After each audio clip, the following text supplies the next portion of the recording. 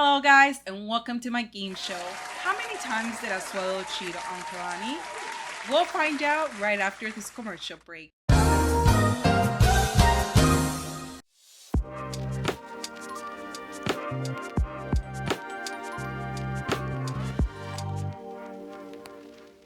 Hello everyone and welcome back to Chisme Corner. If there is one thing on this earth that I am a slut for, it's chisme.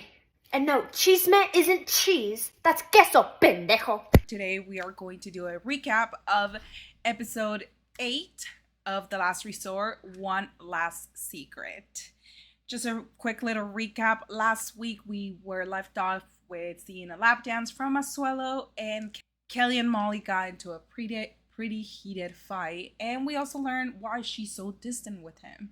So right off the bat, we're going to start with Jara and Jovi having a therapy session, a sex therapy session with Ripa, and this is when they realize that there's a lot of communication missing from their sexual life. The therapist asks both of them what their perfect sex session is, and this is what they write. Jovi says that his perfect one starts with a BJ, then a missionary position, doggy style, more BJs, and finish after she does. So at least, he's putting her first in this. So we're off to a good start.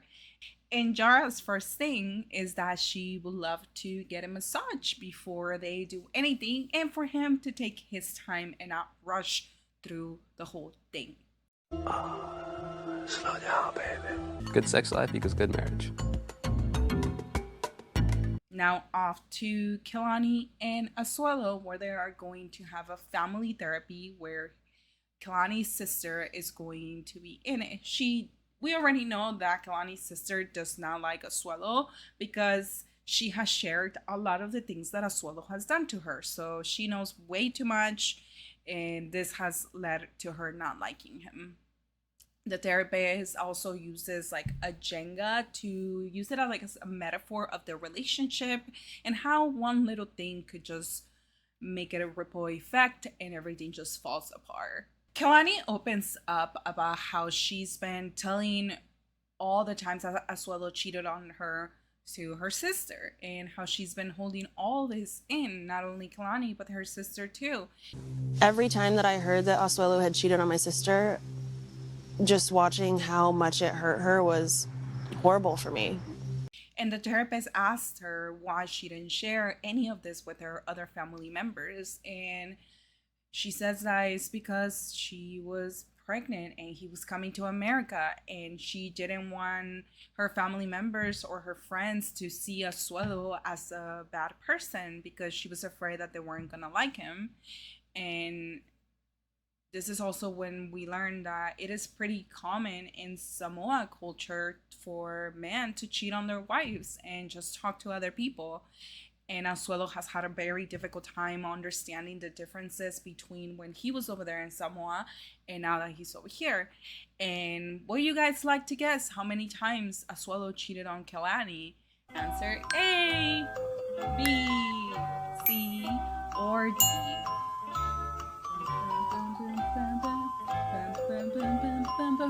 If you guess answer C, 10 to 12 times, you got this right.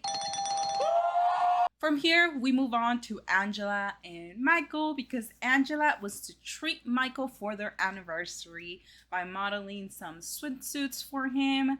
But he in reality only likes the granny one, which looks very ugly, but we're not really gonna get into that because it is just very flirty, very disturbing. So we're gonna skip all of this. What? Keep it short, she flexes her suits, and back to Asuelu and Kalani. After Kalani cried a lot to the therapist and to, Asuelu, the therapist asks Asuelu how he feels about all of this after hearing it. And he says that he's sorry and that he hopes that she can forgive him. And like I said earlier, he blames his culture. And he also says, Samoa men are used to doing this.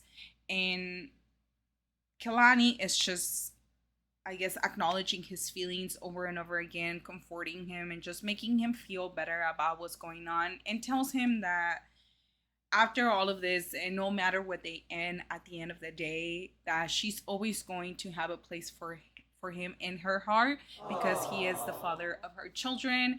And I could totally understand this. I could totally understand how she feels.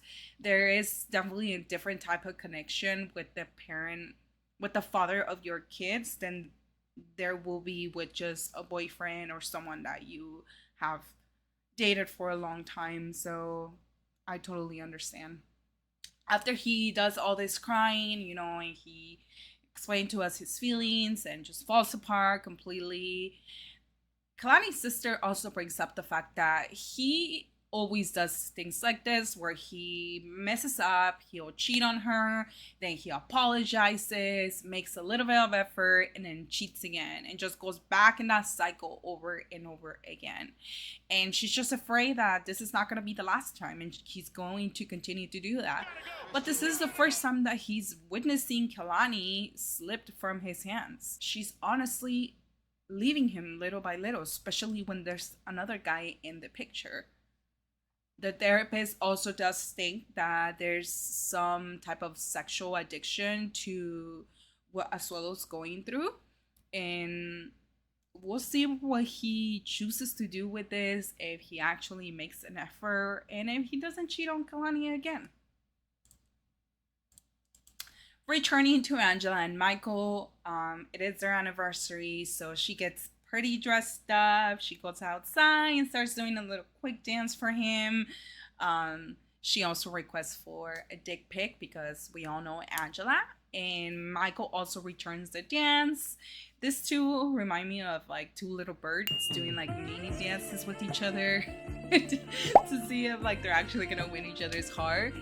And they reminisce on their good memories and just the good feelings that they have for each other. And Angela also lets Michael know that it's okay for him to share his feelings, because she's noticed that in the past therapy sessions, he's been pretty private and doesn't really want to open up.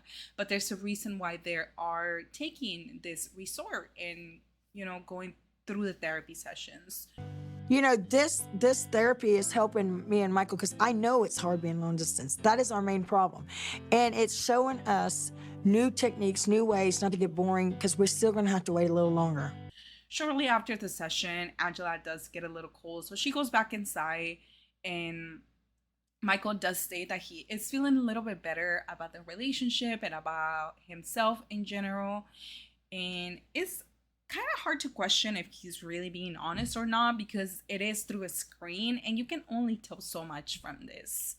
Now, transitioning back to Molly and Kelly having their therapy session, it quickly turns into a fight with words. Kelly seems very disconnected and gives this to Molly when she shows up. There's really no hugs, no kisses. They're just ready to vent out their feelings, because nothing has changed really. Both of them use past tense here in all of their sentences. It seems pretty clear that this relationship has run its course and that it isn't really gonna work out. Molly talks again how she didn't get any of the things that she was expecting from Kelly, and Kelly talks about how she didn't validate any of his feelings and just the relationship in general with all of the statements that she made. It seems pretty clear that they're about to break up, and then the therapist asks this: do you think this relationship has run its course?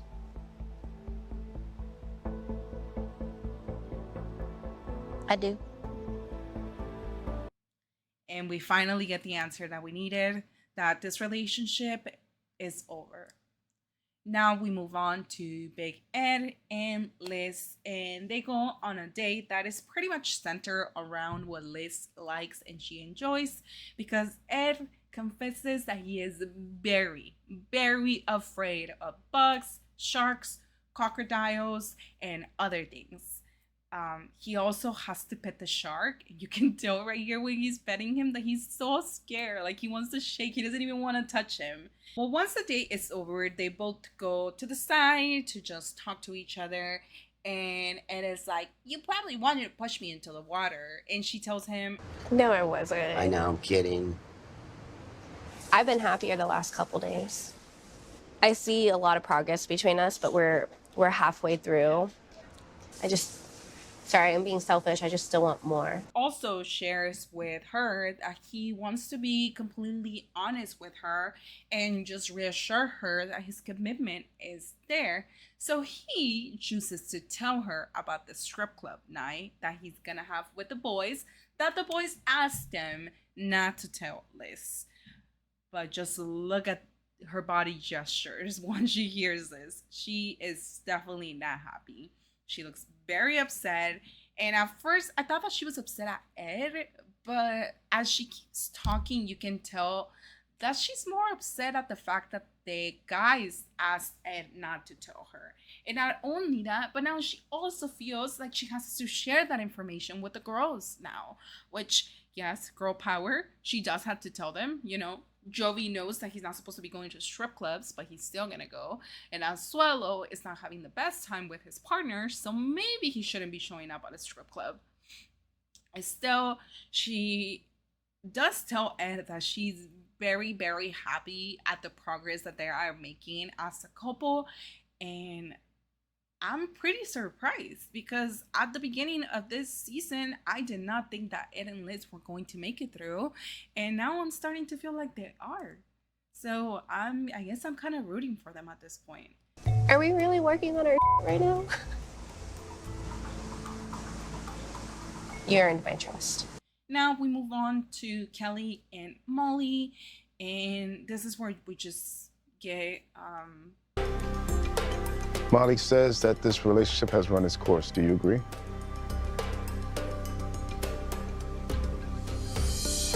I think it did. Kelly just being very sad. I'm trying to understand that this is finally over. And both of them share words with each other about how they're sorry for how they made each other feel and how they let each other down, but that it is time to move on. After this, Kelly walks off and goes back into the room so he can pack all his stuff. And a couple seconds later, we see Molly walk in and just start talking to him and just apologizing and saying sorry.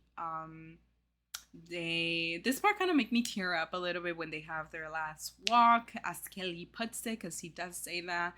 And it just saying that their time's up. They're not gonna let this continue because there's nothing there. And I guess for this too, the last resort, that helped them more than anything realize that they were not meant to be with each other, and that it's better for them to find a partner that satisfies their feelings and just acknowledges who they are as a person. Now, that was it for the recap of this episode. I hope you guys enjoyed the video. If you guys liked it, don't forget to click like and subscribe if you want to see more videos like this one. Just for the next video, we do see Jovi's mom talk about something that Jovi hasn't told Jara. And Molly tells everyone that Kelly is gone. And we also see Asuelu not being able to find Kalani. Where is she? We have no idea, but come back next week so we can talk about it. Thank you so much, guys, and I hope you guys have a great and awesome day. Bye.